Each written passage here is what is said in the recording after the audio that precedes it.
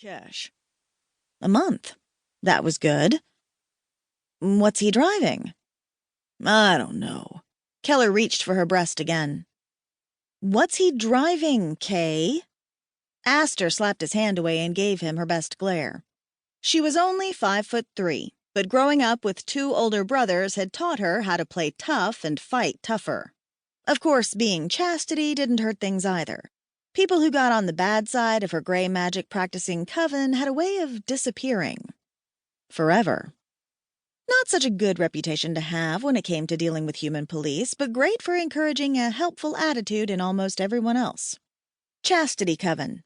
A prim handle for a heartless group of witches. Just went to show you shouldn't judge a book by its cover. It was a green Charger, spell-fueled 'cause there's no gas cap. Keller's hand slipped inside the top of her corset, his roughened fingers coming into direct contact with her tight nipple. This time her moan was real. A bolt of electricity zapped between her legs, making her thighs tremble. Immediately her clit began to vibrate. She was slick and aching in seconds, her breath coming faster and bright blue light flooding the alley as her magic gathered into a tight knot of power at her core. She wanted, she burned, lusting with all the pent-up frustration of years of denied satisfaction. Before she knew what she was doing, her fingernails were clawing into Keller's strong shoulders as he spread her legs, hitching her up around his waist. Her back hit the brick wall hard enough to bruise, but she hardly felt the impact. She was too busy grinding up and down the long, thick cock that Keller pressed against her. Even through their clothing, she could feel the heat radiating from his arousal and was consumed with the need to get that heat pumping between her legs, shoving into her, filling every empty, aching inch. God, baby, you're so hot. Keller's lips were on her neck, his teeth dragging over her skin. Aster shuddered. Keller, stop.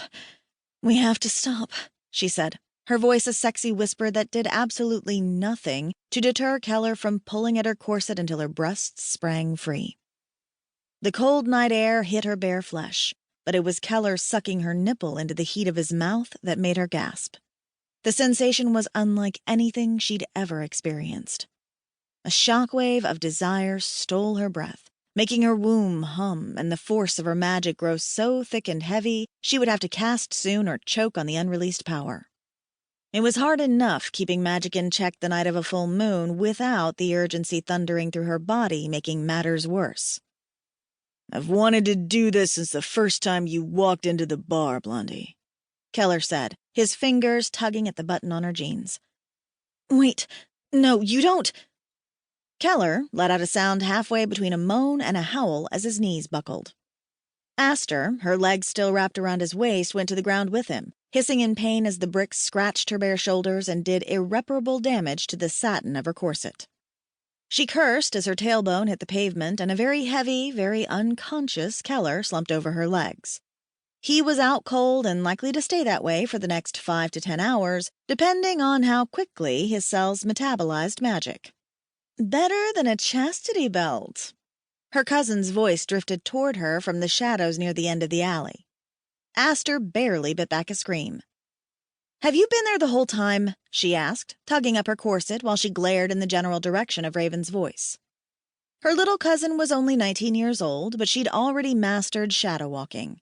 Not even Gavin, the head of their coven, could point her out in the darkness if she didn't want to be found. Not the whole time, but for all the good parts. Raven laughed as she emerged from the shadows, a naughty grin on her very wholesome-looking face.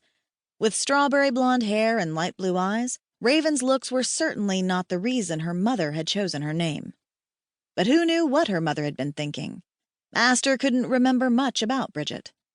Raven's mother had been Koda coven, and like most marriages between Chastity and Koda, her relationship with Raven's father hadn't lasted long.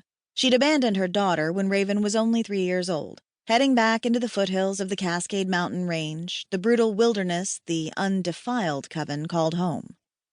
Odd that such holier-than-thou witches would so regularly abandon their own children if they showed signs that their magic would develop chastity rather than Koda.